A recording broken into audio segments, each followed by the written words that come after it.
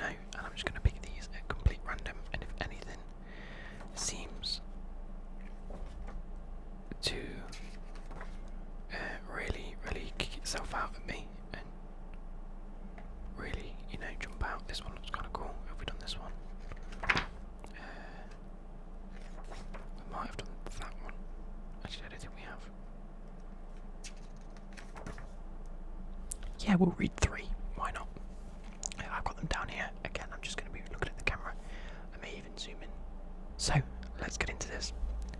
I'm going to have to hold this up and read it. Buster Crabb, missing in action. The mystery, what caused the disappearance of a British naval frogman? What the bloody hell's a frogman? When it happened, 19th of April, 1956. I've had a shave as well. Look. Not a good shave at that. So Lionel Buster Crabb was a crack naval diver. Wonder what that means. Who earned his spurs during the Second World War and went on to carry out missions for the British Secret Services. In 1956, he was charged with leading a covert dive to investigate a Soviet ship docked at Portsmouth. Now, my auntie, she didn't grow up in Portsmouth, she went to uni in Portsmouth. Not that you need to know that. He never emerged from the water, prompting decades of speculation as to what happened to him. So, Secret Service, and he goes missing in action, you think something suspicious there. Born in 1909, Crabb joined the Royal Navy during the Second World War and trained as a diver. He worked first in Gibraltar in mine and bomb disposal, and then in Italy. He subsequently received the OBE and the George Cross in recognition of his brave service. He left the Navy for the first time in 1947 to become a civilian diver, but was back in the armed forces by early 1950s. Let me adjust my mic. There we go, that's better. So when I go like that, you can hear it in different ears. Brilliant. Let me get a bit more comfy. There we go, much better. So, where were we? He was back in the armed forces by early 1950s before finally retiring in 1955. So he spent another 5 years in the armed forces. Not long after that, he was signed up by MI6, the Foreign Intelligence branch of the British Secret Services. So that was in. So after he retired from the armed forces, he went to MI6. Spooky dooky. In April 1956, the Soviet leader Nikita Khrushchev and his premier Nikolai Bulganin came to Britain on a diplomatic mission. They arrived on the cruiser Ordzhonikidze, which docked on the south coast of England at Portsmouth. A major naval dockyard. Are you focused on me? Yeah, you are. There you go. The British naval authorities were keen to learn more about the ship's radical new propeller design, and Crabb was assigned to secretly examine the vessel while it was conveniently located. Oh, so he went on a mission. He stayed at the Sallyport Hotel in Portsmouth from the 17th of April. It doesn't tell me when the Russian people came. With a companion who signed the hotel register under the assumed name of Matthew Smith.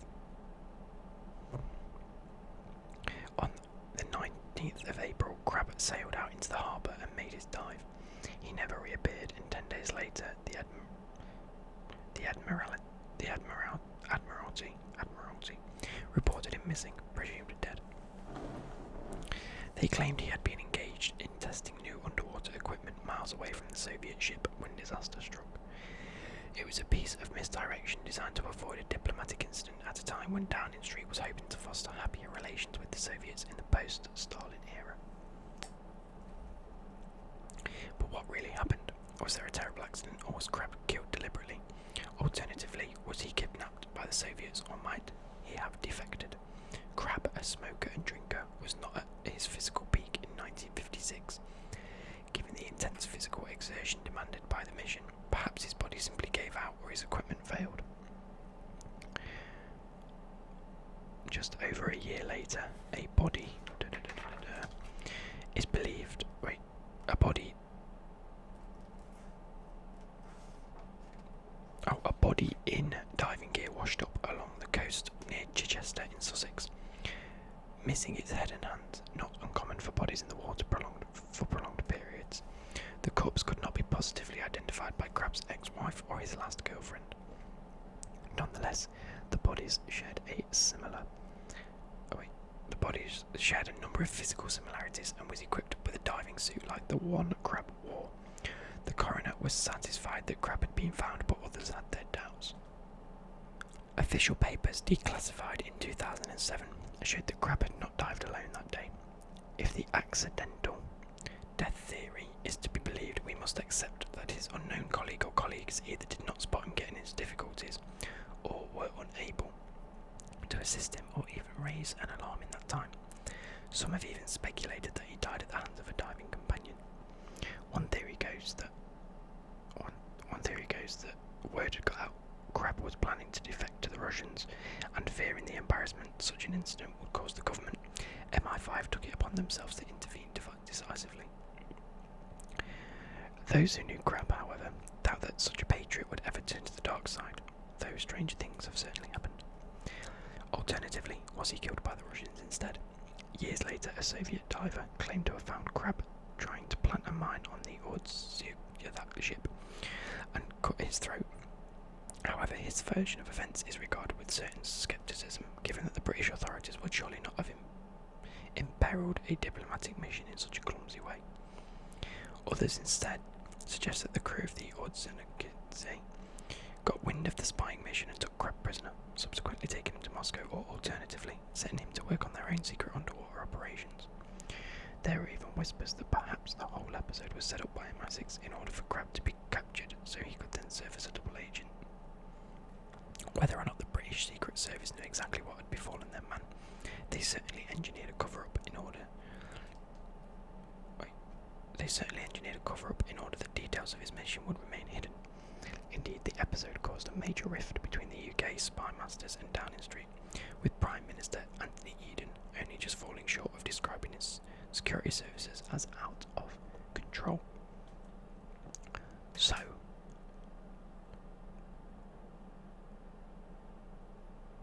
I don't know what to think about this. There's so many different speculations and theories. I do think he died. I do think that it was probably the Secret Service that killed him. You know, he had all these awards. He was working for MI6, and maybe he didn't pass a physical fitness test, as probably described by them. You know, they said he was physically unfit, he drank, he smoked, and instead of just letting him out, because that's not what they do in the MI6, is it? They don't just let you out. They plan to get rid of him, which is probably the obvious way to get rid of someone is just to send him on a mission and then kill him during the mission. Make it seem like it was someone else's fault. So that's probably it. We'll read one more. I'm conscious that my camera is getting a little bit warm because the temperature thing's come up. So I'm a little bit unsure of what to do about that. So, the next one, The Princess in the Tower. What happened to the sons of Edward the Fourth? When it happened, 1483. In 1483, when Edward the Fourth, the King of England, died, his son and heir, Edward, was only 12 years old, and his second son, Richard, Duke of York. He had 10,000 men now. 9. I haven't even read that. When Edward the Fourth, King of England, died, his son and heir, Edward, was only 12 years old, and his second son, 9. There we go. The dead king's brother, Richard, Duke of Gloucester, thus stepped in to fill the power vacuum. His nephews were kept at the Tower of London, but by the end of the summer they had disappeared. The exact details of their fate remain hotly disputed. Bit of another cover-up story. Gloucester soon strengthened his own claim to the throne by having the young princes declared illegitimate. He wants the throne for himself, doesn't he? This was on the basis that his brother's marriage to their mother, Elizabeth Woodville, was illegal because Edward IV was pre-contracted to marry someone else. Did they sign on a pre-contract agreement? Gloucester was thus crowned as Richard III in July 1483. Over the next few months, Edward's sons were occasionally seen playing in the Tower grounds, but by the end of the summer, all sightings had ceased. It was not long before rumours started that they had been slaughtered. Richard was widely assumed culprit, since anyone intent on disposing him could choose no more suitable figureheads for a rebellion. Thomas More, Henry VIII's Chancellor, was among those convinced of Richard's guilt, claiming some 30 years after the fact that he had commissioned his loyal supporter, Sir James Tyrrell, to oversee the deed. According to More, Tyrrell hired 2 assassins who smothered the boys in their beds. Poor little kids. Richard thus had opportunity and motive, yet there are plenty of historians who doubt the theory's veracity. Apologies for that, my camera overheated, so we might have a bit of a couple of sync issues, but hopefully I've got over that. Why, for instance, would Elizabeth Woodville eventually make her peace with Richard if she truly believed, as she apparently once did, that he had murdered her beloved sons? Is it possible she was being the ultimate pragmatist, reasoning that the best way to secure the futures of her remaining children was by bringing Richard on side? But could she really be that sanguine? Then we must consider the lack of any concrete evidence that the boys were murdered. No bodies were ever produced by Richard's accusers, and certainly no smoking guns. Richard's life was undoubtedly easier for their absence, but killing a king's son is risky business at the best of times. He may have justly reached the conclusion that he was best served by keeping the boys alive, but only out of sight. It has thus been suggested that he had sent them into exile in France, for instance, to be brought up with false identities. Oh, it goes on. Okay. So there's a picture. Easy target. Richard III had a bad reputation as regarded and is regularly cited as the murderer of the young princes. He had motive, but was he the victim of grand conspiracy?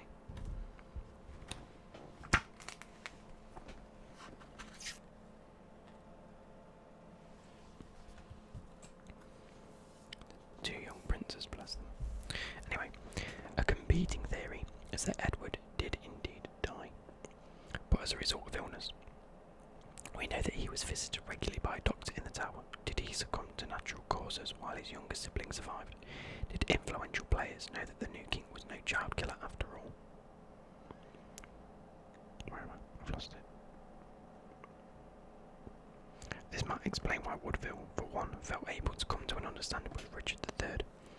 It would also account why Richard was unable to simply produce the princes to counter claims that he was a murderer, aside from the fact that it served Richard well for people to suspect that his rival claimants to the throne were no more. And even if we accept that the boys were killed, Richard is far from the only person with motive. Henry VII, Richard's great rival and eventual successor as king, knew that the princes posed as much threat to his claim on the throne as they did to their uncles. The situation was further complicated when Henry married their elder sister, Elizabeth of York, to strengthen his claim. In order for that to work, he had little choice but to revoke the law establishing the prince's illegitimacy, thus instantly increasing the threat they posed if still alive. In the cutthroat politics of the time, people were killed for far less. Henry also later seized the lands of his mother-in-law, Elizabeth Woodville. Was there a major falling out between the two because Elizabeth learned of what he had done?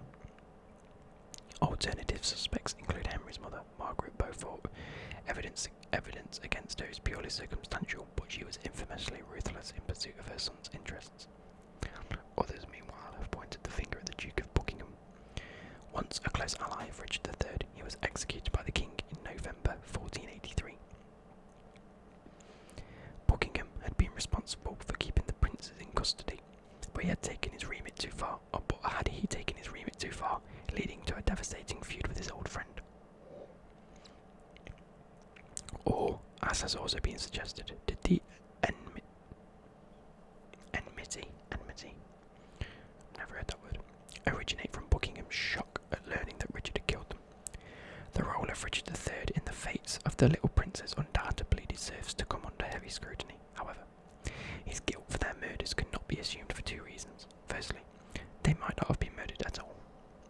And secondly, there are other strong suspects. So, it's one thing to say that he'd probably killed them. Yeah, no, let's carry on. Cool historical as this reveals a large cast of ruthless political operators, all with good reason to cover up the truth. That's the end, right? Yeah. So it's tough because part of me thinks that I don't think he killed them. With doctors going in and out, I do think there may have been illness. I do think, especially around 1480s, we're talking like no healthcare. So just to finish off, I do believe that, obviously, like I was saying, doctors around that time were only, the big nose doctors, and there's a lot of infection and a lot of disease going around. Them being kids playing around, anything could have happened. That being said, the politics of it all is very, very sketchy. Kings would kill for a lot, and not a lot, if I'm being honest. It's one of those things where anything could really happen. In terms of the diver, I do think that foul play was used. It is often the case.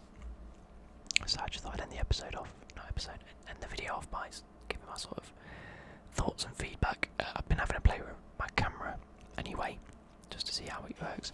I think whenever I do want to record a video, I do need to not use the plugged in battery, and I will use my external battery to record, and then plug in the USB when I want to record videos and live stream. Obviously I use my plugged in battery, but anyway, I will leave you be